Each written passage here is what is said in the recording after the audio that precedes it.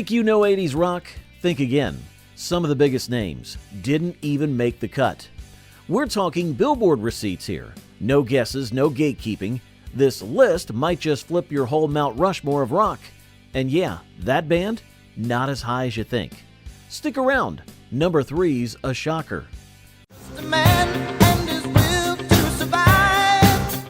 Number 15, Survivor, Eye of the Tiger. Let's be honest, this song wasn't just a hit, it was a moment. You hear that opening riff and your brain immediately cues up a montage of sweat, slow motion punches, and pure 80s determination. Eye of the Tiger hit number 1 on the Billboard Hot 100 in 1982 and stayed there for 6 weeks.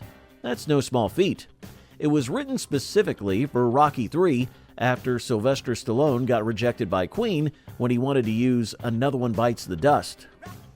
Lucky for us, because Survivor came through with a banger that basically became the anthem for every underdog story ever since. This song alone practically carried the band's entire legacy into the history books. But don't sleep on the rest of their catalog.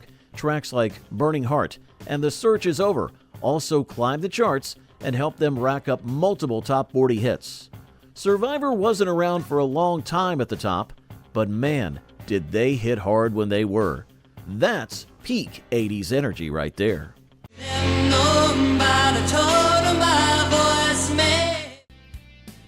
Number 14, REO Speedwagon, Keep On Lovin' You. If you grew up in the 80s, there's a solid chance this song soundtracked at least one high school slow dance.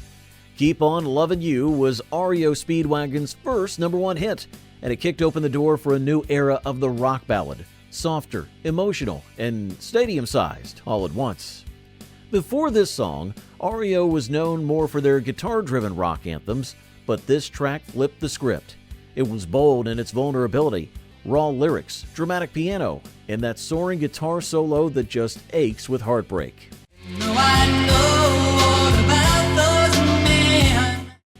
Released in 1980, the track helped catapult their album High Infidelity to over 10 million copies sold. That's diamond status. And it wasn't a fluke either. REO kept cranking out hits through the mid-80s, including Take It on the Run and Can't Fight This Feeling, both of which charted high on the Hot 100. They proved rock didn't always have to be loud and fast.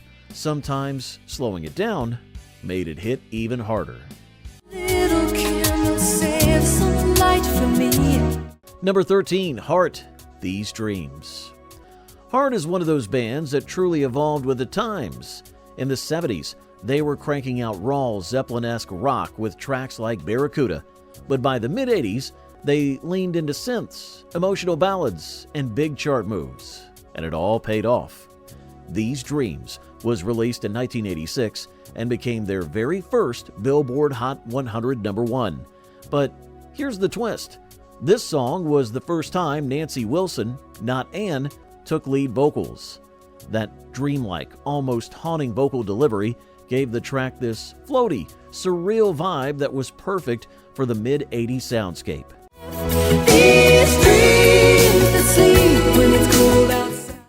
It almost didn't happen as well. Heart initially passed on the song, but then they circled back, polished it up, and boom, it became one of their signature hits. And not just chart-wise, it totally redefined their image. They weren't just a throwback rock band. They were adaptable, polished, and radio gold. From 1985 to 1987 alone, Heart scored 5 top 10 hits, proving that a second act can even be bigger than the first.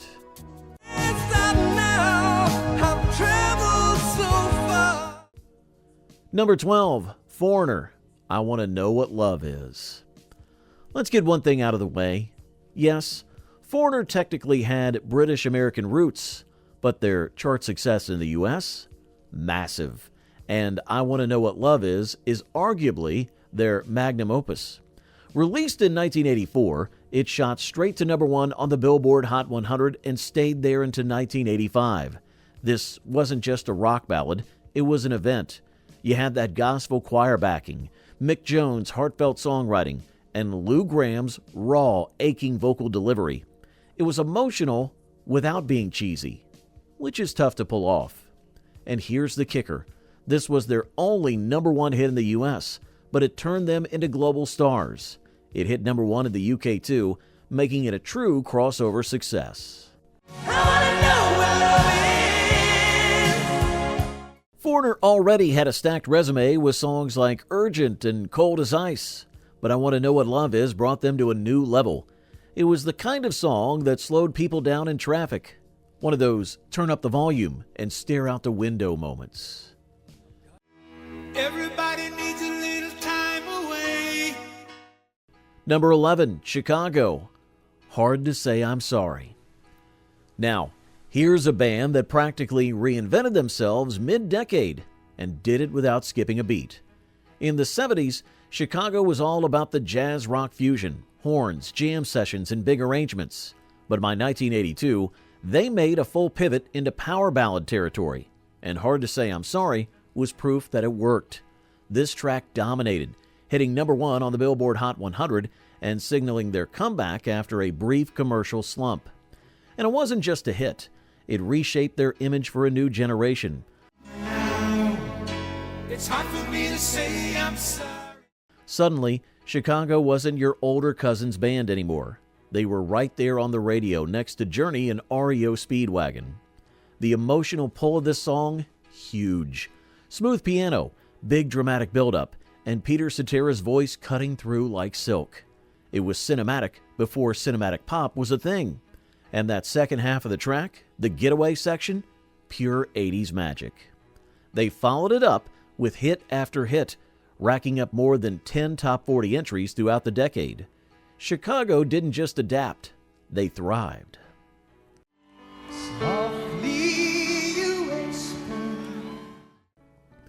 Number 10, Journey, Open Arms. This one's got emotional damage written all over it.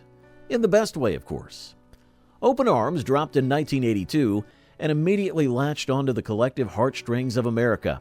It peaked at #2 on the Billboard Hot 100, and honestly, it probably would have gone to #1 if not for crazy competition that year.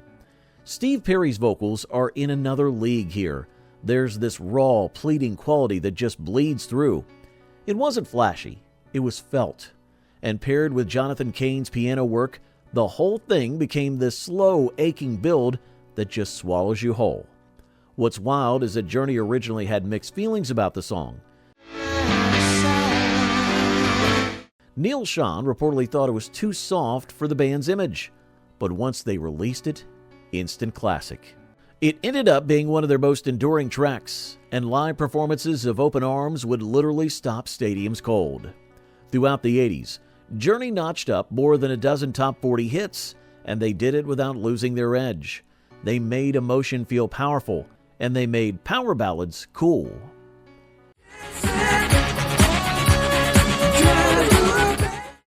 Number 9, ZZ Top and Legs. Okay, let's get one thing straight. Nobody brought more cool to MTV than ZZ Top. These dudes rolled into the 80s with beards, sunglasses, hot rods, and riffs, and they flipped the game with synths and swagger. Legs came out in '84 and took them from Texas Roadhouse legends to full-blown pop culture icons. The track reached number 8 on the Billboard Hot 100, which was huge for a blues-rooted rock band at the time. It combined Billy Gibbons' fuzzy guitar tone with electronic drums and catchy synths. Stuff that on paper shouldn't have worked together, but it did, and it hit hard. More than just a song, Legs was a visual. That music video, full of spinning guitars and mysterious, beautiful women, ran on constant loop on MTV. It made them relatable to a new, younger audience who maybe didn't know their earlier Southern rock catalog. ZZ Top were trying to be trendy, they were just experimenting, and they struck gold. From 1983's Eliminator onward, they racked up hit after hit, proving that blues rock could evolve and still blow the doors off the charts. Number 8, Genesis, Invisible Touch. Genesis might have started as a prog rock band, but by the mid-'80s, They were full-on stadium pop rock royalty, and Invisible Touch was the final boss. It became their first #1 hit in the U.S., and it stayed there for weeks in 1986. Now, let's not pretend that didn't stir up some debate. Hardcore fans of early Genesis, you know, the experimental theatrical stuff, weren't all thrilled. But commercially, this was a masterstroke. Clean production, catchy hook, punchy vocals. Phil Collins brought that pop sensibility without dumbing anything down. What's interesting is that this song wasn't even supposed to be a big deal. It came out of a jam session, totally spontaneous, but it ended up anchoring their best-selling album and turning Genesis into one of the top-grossing rock acts of the entire decade.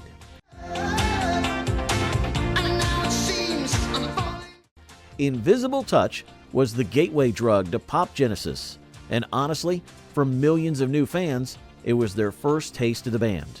It's a perfect snapshot of how rock evolved into the 80s. Slicker, catchier, but still built on real musicianship.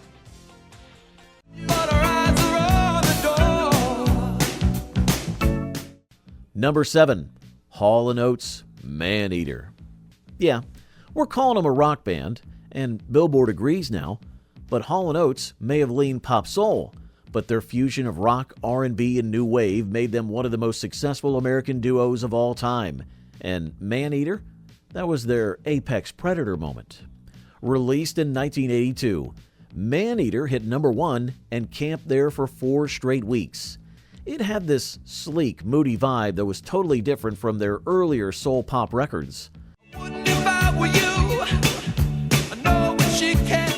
The song was about New York women and Wall Street vibes. It was gritty, sharp, and catchy as hell. That haunting saxophone solo? Iconic. And let's not forget, Hall & Oates absolutely owned the charts in the 80s. From Out of Touch to Private Eyes to Kiss on My List, they pulled in 6 #1s and over a dozen top 10 hits during the decade. That's not a fluke. That's domination. They weren't trying to look like your typical rock stars, but they were writing smarter, sharper songs than half the hair bands combined. Smooth, with an edge. That was their lane, and they drove it better than anyone. Number 6, Bon Jovi, Livin' on a Prayer. Okay, this one. You know it. You've screamed it in a bar at least once. Livin' on a Prayer didn't just top the Billboard Hot 100 in 1987. It became an American anthem. You hear those first few notes and everyone in the room turns into John Bon Jovi for about 4 minutes. But here's what makes this band special. They came late to the party. Bon Jovi didn't fully break through until 1984, and yet they managed to stack up multiple #1 hits and over a dozen top 40 singles before the decade ended. That's a crazy run in such a short window. Prayer, in particular, was a game changer. It wasn't just about the music, it was the message. Working class struggles, love, grit, it hit everyone. And that talkbox guitar, Richie Sambora made that thing sing. They looked like a glam band but wrote like Heartland rockers. The result? They connected with everyone from teenage girls to truck drivers, and somehow made it all feel cool. You couldn't escape Bon Jovi in the late 80s, and honestly, why would you want to? Number 5, Van Halen, Jump. This was the moment Van Halen leapt into the mainstream. And no, that's not a pun. Jump came out in 1984, smashed the charts, and became the band's only #1 on the Billboard Hot 100. And they did it by doing something almost blasphemous, swapping the guitar for a synth lead. It was a risk, and it worked. Eddie Van Halen proved he wasn't just a guitar god, he was a full-blown musical genius. That synth riff was infectious, and David Lee Roth's swagger made it feel rebellious and fun. This wasn't just a song, it was a statement, a flex, we can do whatever we want and still own the charts kind of moment. And while fans were split over the shift in sound, it launched 1984 into multi-platinum territory, with hits like Panama and Hot for Teacher following close behind. Let's not forget, Van Halen had two entirely different eras in one decade, Roth and then Hagar, and still kept pumping out hits. That's Rare Air. And Jump? That was the rocket fuel. Love is a curious thing. Number 4, Huey Lewis and the News and The Power of Love. Don't act like this one didn't get you hyped. The Power of Love wasn't just a hit. It was the hit of 1985, thanks to a little movie called Back to the Future. Huey Lewis and the News weren't edgy, they weren't flashy, but they were undeniable. The track hit number 1 on the Billboard Hot 100 and stayed in heavy rotation for years. It had this clean, punchy production, horns, guitar, a driving beat, and Huey's voice just locked in. No gimmicks, just good old-fashioned songwriting that stuck with you. Critics like to call them dad rock even back then, but honestly, who cares? These guys delivered hit after hit. Hip to be square, Stuck with You, If This Is It, and they did it all while sounding completely like themselves. This train is starting is sudden. They weren't chasing trends, they were just writing songs that felt good, and that consistency paid off. They had 12 top 40 hits in the 80s, most of them packed into just a few years. But The Power of Love was their peak, and it still holds up, crisp, catchy, and just the right amount of nostalgic. No one can tell us we're wrong. Number 3, Pat Benatar, Love is a Battlefield. Pat Benatar walked in and kicked the doors off the boys' club. With Love is a Battlefield, she didn't just drop a hit, she dropped a mission statement. The track hit the top 5 in 1983 and became one of the most recognizable rock anthems of the decade. She had the voice of a powerhouse and the energy of a punk, controlled chaos in the best way. And this was her biggest pop crossover. She had a full stack of hits like Hit Me With Your Best Shot and We Belong, So bad, it would help. keeping her on the Hot 100 year after year. Pat wasn't just successful, she was undeniable.